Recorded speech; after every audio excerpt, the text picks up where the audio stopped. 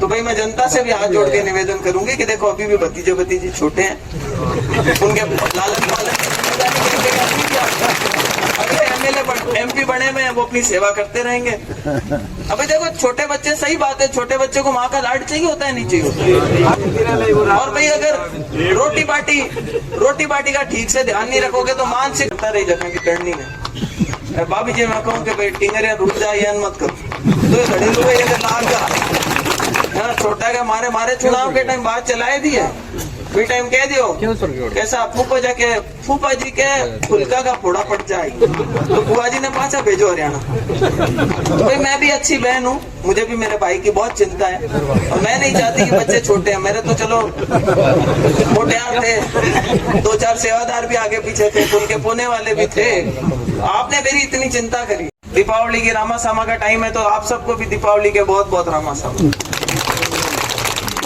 और आज जो बात लक्ष्मण जी ने बोली, मैं बिल्कुल उस बात पे सहमत हूं। मेरे चुनाव हुए तब आप लोगों ने अच्छा समर्थन दिया, उससे पहले रेवत जी के चुनाव हुए तब भी अच्छा समर्थन मिला, लेकिन फिर भी तब बहुत कंफ्यूजन चल रहा था। लोकसभा के टाइम तो कोई आरक्षण की बातें चलने लग गई थी, और कई लोग बड़े भावनाओं में बह करके और कुछ फैसले कर लिए थे। अब वो सब बातें ठंडी हो गई, नया चुनाव है, और मेरा ये मानना है कि आने वाले समय में खींवसर में कितना काम हम सरकार की ओर से करवा सकें, इस चीज के लिए निर्णायक चुनाव होगा। तो सबको तो एक मौका मिला था अपना एमएलए चुनने का विधानसभा के चुनाव में, एमपी चुनने का। खींवसर की जनता को यह दूसरी बार मौका मिल रहा है। भाई बाई इलेक्शन आएगा और माँ के पाती आएगा, तो अब काले अपने कोई कमी नहीं रहनी चाहिए। आप तो सहयोग रखो, और मैं भी समझा ये बात कि भाई अगर कमजोर वर्ग होता है तो उनको सिर्फ, मेरे पास इतने फोन आए मेघवाल समाज के लोगों के, कई नेता आप में से मेरे से संपर्क में रहे हैं पूरे टाइम, कहते हैं हमारे तो बस पीठ मजबूत चाहिए, पीछे कुछ हमारे हो जाए तो आप हमारे सारा रखना, उससे ज्यादा किसी ने कोई डिमांड नहीं करी। और ये बिल्कुल वाजिब डिमांड है।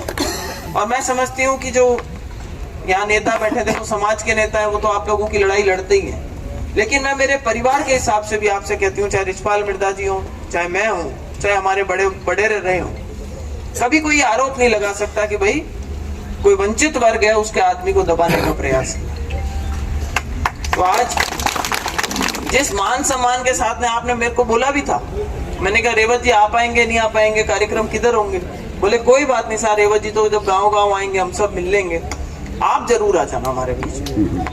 तो आपने इतना मान दिया और आपने इतना विश्वास जताया है, तो ज्योति मिर्दा भी आप लोगों को आज यहाँ से यही विश्वास देकर के जाना चाहती है कि आप रेवत जी को जिताओ, ज्यादा से ज्यादा वोटों से जिताओ। देखो कहीं कमी भी हो तो मुझे मालूम है कि आप लोग पोलिंग जो है वो 95-99% तक करने की आप लोग क्षमता रखते हो, इसलिए आप लोगों से विशेष आग्रह। और वो लक्ष्मण जी वाली बात है कि अगर ऐसा कुछ होता है तो ये जो जीत का सहरा ये आप लोगों के सर बंधेगा। देखो उस टाइम पे बहुत अलग माहौल था, जब विधानसभा के चुनाव चल रहे थे, लोगों को बहुत से कंफ्यूजन थे दिमाग में, पता नहीं राज बनेगा किसका बनेगा, कौन आएगा, राज की कुंजी हमारे हाथ में रहेगी, इस तरीके की कई बातें उन्होंने चला दी थी।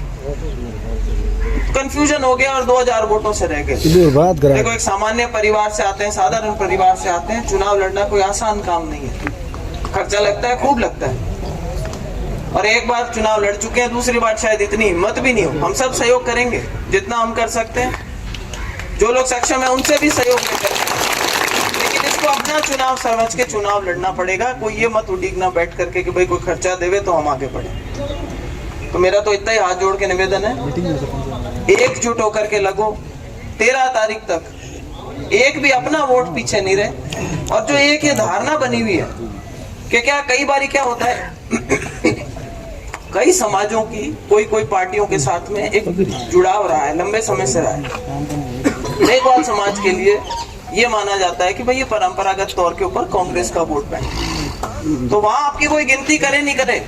आज हम भारतीय जनता पार्टी में, और मैं आपको ये फिर से कहती हूँ कि भाई आप हमारा समर्थन करते हो तो हम तो आपका वोट को सवाया वोट मान करके काम करते। तो सबसे ज्यादा आज के जमाने में क्या होता है, आदमी को ये लगता है मैं वोट दूं और मेरा वोट गिनती में ही नहीं है। तो भाई आप लोगों का वोट हमारे लिए बहुत महत्वपूर्ण वोट है, इस चुनाव के अंदर निर्णायक साबित हो सकता है। रेवत जी को जिताने के लिए हमें तो एक एक वोट की जरूरत है, एक एक समाज की जरूरत है, और एक अच्छी साफ सुथरी राजनीति करेंगे जहां सभी समाज के लोग जो हैं, 36 कौम के लोग एक साथ मिलकर के चल सके, एक सकारात्मक राजनीति कर सकें आप, जिस तरीके की राजनीति कुछ समय में चलती आई है। और फिर वैसे भी देखो, नेताजी तो माँ के बनियोड़ा है, MP बनगा बे सेवा करता रही जगह की करनी है। भाभी जी मैं कहूँ कि भाई टिंगरिया रुक जाए मत करो, तो घड़ी लोग ये लाग जा है ना, छोटा का मारे मारे चुनाव के टाइम बात चलाए दी है, कोई टाइम कह दियो कैसा फूफा जी के फुलका का फोड़ा पड़ जाए, तो बुआ जी ने पाछा भेजो हरियाणा। तो भाई मैं भी अच्छी बहन हूँ, मुझे भी मेरे भाई की बहुत चिंता है, और मैं नहीं चाहती कि बच्चे छोटे हैं, मेरे तो चलो मोटियार थे, 2-4 सेवादार भी आगे पीछे थे, फुल के पोने वाले भी थे, आपने मेरी इतनी चिंता करी, तो भाई मैं जनता से भी हाथ जोड़ के निवेदन करूंगी कि देखो अभी भी भतीजे भतीजी छोटे हैं, उनके लालच वालच अभी MLA MP बने हुए हैं, वो अपनी सेवा करते रहेंगे। अभी देखो छोटे बच्चे, सही बात है, छोटे बच्चे को माँ का लाड चाहिए होता है, नहीं चाहिए होता। और भाई अगर रोटी बाटी का ठीक से ध्यान नहीं रखोगे तो मानसिक रूप से, शारीरिक रूप से ठीक से विकसित नहीं हो पाएंगे। गलत हो कि नहीं हो, सही हूँ, बात सही है कि नहीं। होमवर्क नहीं करवा पाएंगे, नेताजी बिजी रहते हैं, होमवर्क नहीं करा पाएंगे, पढ़ाई में पीछे रह जाएंगे। तो भाई अपने को उनका भी भला देखना है, उनका भी भविष्य देखना है, तो नेताजी अपनी सेवा करें।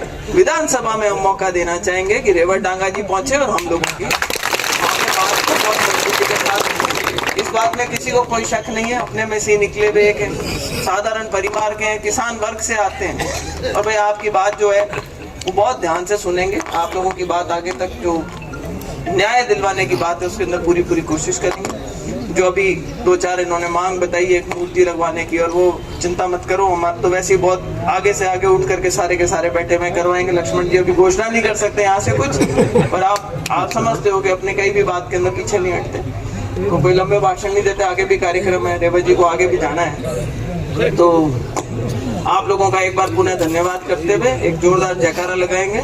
बोलो राम सापीर की,